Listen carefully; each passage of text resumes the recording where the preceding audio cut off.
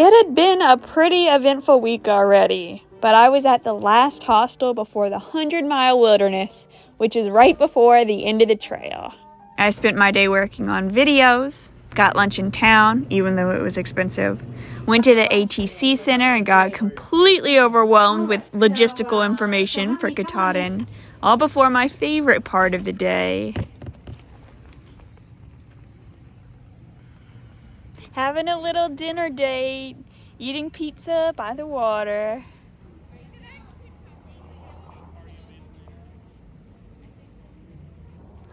The town of Monson was pretty pricey, so I thought, I can deal with this amount of food, which would turn out to be a mistake, but I didn't find that out till later. After organizing a food drop for the 100-mile wilderness, organizing when we're going to summit, thinking about who's going to pick us up after we summit, which is crazy that we're managing logistics for that, you know?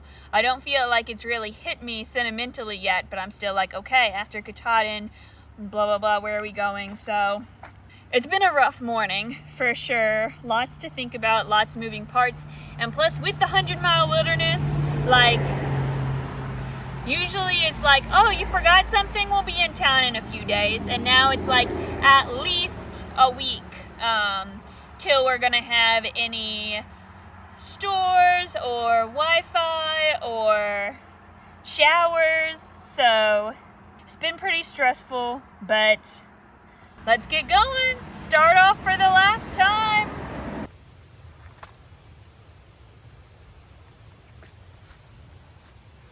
Smoke, how do you feel? 100-mile wilderness. Let's go.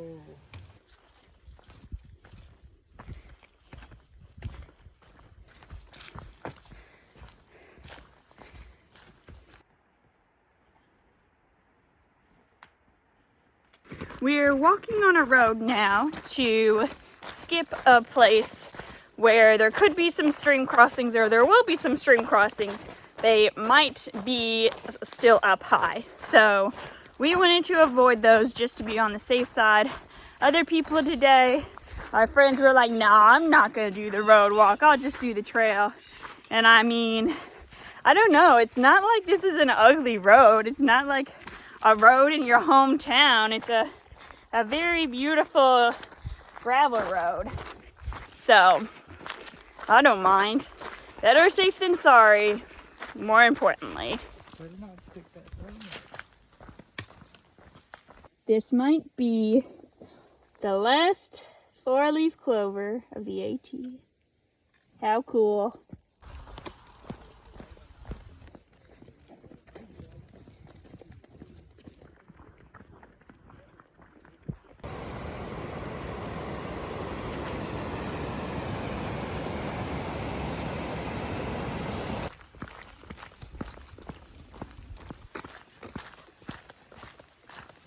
On another exciting segment of Talking Shirt. There's still plenty of holes, especially on the back, but I'm just like, it'll be fine.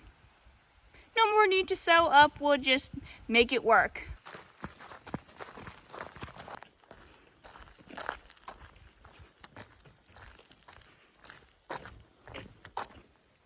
What do you think that is? It's a moose print. Look at the size of that moose Wow. print. And what was the other one you saw? The other one is right here. That's even more clear. There's a big boy. We'll see if we can stalk them down, folks. Dun, dun, dun. After trudging through the wilderness, we finally found a white blaze, and the shelter is just this way. So I got some new gear in the hiker box today. I got this sleeping rest, this sleeping pad right here, blow up. On my hike in today, I snagged it on a branch and popped a hole in it. And then whenever I got here, I was like, well, at least I have this really cool pillow that I found in the hiker box today. And meeting a fellow hiker here, described to me that this is actually a pump sack for air to blow up a boomerang. So it's not even a pillow. I'm gonna sleep great tonight.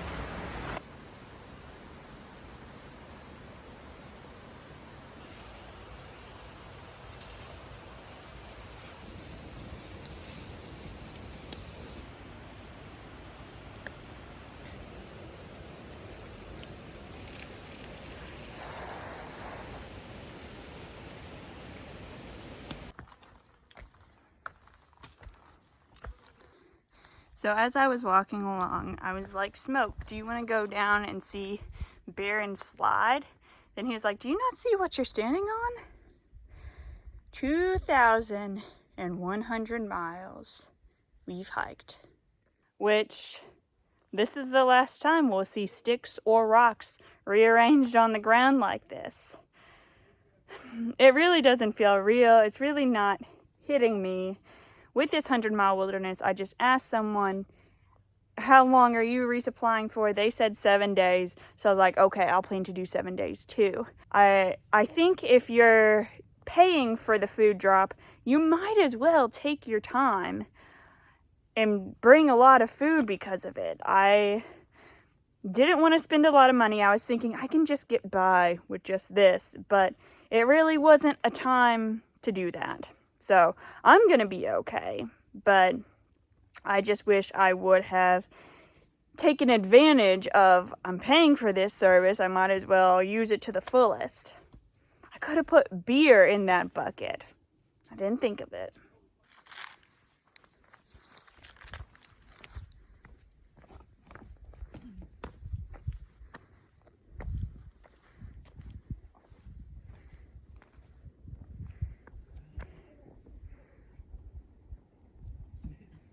What'd you move your left foot to? I moved my right foot and just hauled myself up. You were wondering if we went past Maddie?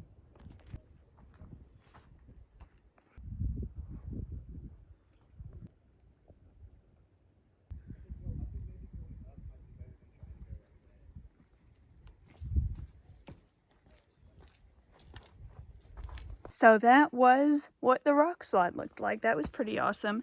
But now, I've only come a mile so far today, and it's 10 o'clock.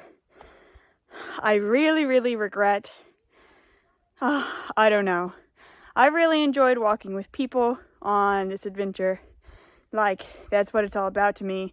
But if someone's not altering their pace to be with you, you shouldn't alter your pace to be with them.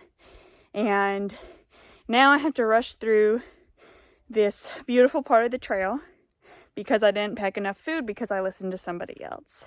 So, mistakes were made, but that's what's going to happen. Now I'm just going to make the best of what I have. Just walking along crying because I just wish things were different. That's all. I have to be honest with myself and kind of mourn what I wish I had done. And it's also just hard being slow. I wish there wasn't even a choice of leaving me. I wish I was so fast it wasn't an option, but I'm not. And it sucks.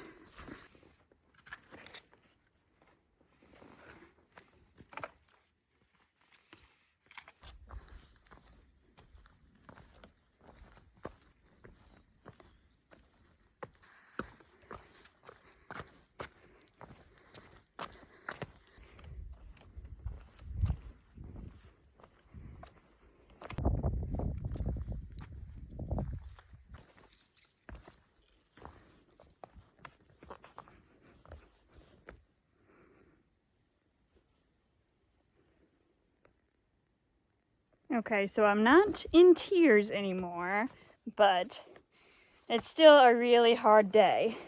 Hard terrain, there's interpersonal stuff on my mind, still worried about the logistics of the 100-mile wilderness, and just so many obstacles today. Whoever said it's easy after Bigelow Mountains, I don't know. Beginning of the 100-mile wilderness is not anything to be taken lightly either. It's getting late, but I'm trying to be patient. I was trying to not look at the map, just keep my eyes out for when the sign was, and I missed the sign. I've gone 0.6 past it. I'm going to do an extra mile today, and I can't just camp around here because there's nowhere to camp. It's full of trees. Frustrated doesn't even begin to cover it. No wonder I couldn't tell this was a side trail. The only sign faces southbound. Now I'm just worried, did Smoke pass this up, or is he down here too? I don't know where he would be if he passed it. I would have run into him, I think. I found him. He's here. How did you not miss the sign? I looked back. I turned around. Wow. You're so smart. I didn't realize it when we started, but this was my second to last week before Katahdin. It's crazy. All I can really say is it's crazy. I've had so many big things happen this week. Let's talk more about it. As far as the landscape changing, when I went up to the 2050 area, it was definitely much, much more flat. Oh my gosh. But now there's been a few hills, especially in the beginning of the 100-mile wilderness, and so many stream crossings. That was like a huge difference. Normally I've done like one stream crossing in a day, maybe, probably the only one that week, but it was like multiple ones a day. There are some deciduous trees because it's pretty flat, but it's also a lot of pine trees and moss. Not as many mushrooms, not as many berries that I'm noticing at least. Because, and that brings us to the way the season is changing now that it's, it's the end of September and there's more and more changing colors in the leaves. It's definitely not peak fall yet. I'm hoping to catch peak fall out here, but not quite there yet. Less bugs, so that's good. A little cold at night, especially when it's raining. The general experience on trail, the Hurricane Lee, I think, that came in last week caused a lot of rain for us after the fact, after the hurricane came in. Maybe it wasn't even the hurricane. Anyway, there was a lot of rain, and those swollen creeks, the people that didn't have trouble crossing the stream had trouble crossing another stream. Also, it's not uncommon for people to just skip sections, and I think that's okay. It's everyone's hike to determine for themselves what they want to do, but people were just like, I'm just getting to Shaw's, or I'm just getting wherever as soon as possible, so it's not like out of the question for anyone. We are at the end. We've come so far, and I think people are just really looking forward to being dry and not sore anymore, so I don't blame them.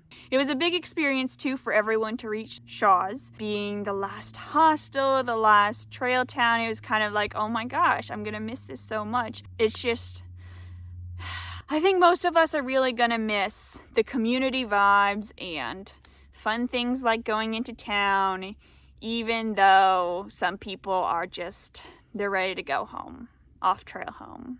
My favorite part of the week was sitting on the ground, eating pizza by the lake with Smoke. I also really enjoyed when we were on the road walk. We were just laughing, looking at the colors of the leaves. Of course, sometimes it really hurt our feet, especially towards the end. I was like, when are we gonna be done? But that was a cool memory. Oh, and when we caught up to see Pac-Man too. And if I could say a fourth favorite, it would be realizing how many people I know were at Shaw's. And that was really cool to see everyone potentially one last time. Last week, I made the goal for myself to get up at 7 every morning this week. That in fact did not happen because I took 2 zeros, but also just because I forgot, and getting out of bed early feels like punishing yourself, and sometimes I just gotta take it easy on me. My goal for next week is to just have no expectations. I am expecting to get to Katahdin on Friday or Saturday, and it's just such a moment that's been building up and building up and building up in my mind. I've pictured it so many different ways with so many different people. Like, it's just gonna be whatever it is. The last thru hike I did was Numu Poyo, also called the John Muir Trail. And when I finished that, I had a lot of expectation for like the feeling at the end, and just something was off, and I really, maybe I was in my head too much, but it just didn't feel like I pictured, and the experience suffered because of that. And I'm like, okay, this time I'm not going in with any expectations. Whatever will be, will be. I'm sure it'll be cool, but I'm not trying to predict the ways how it's going to be cool.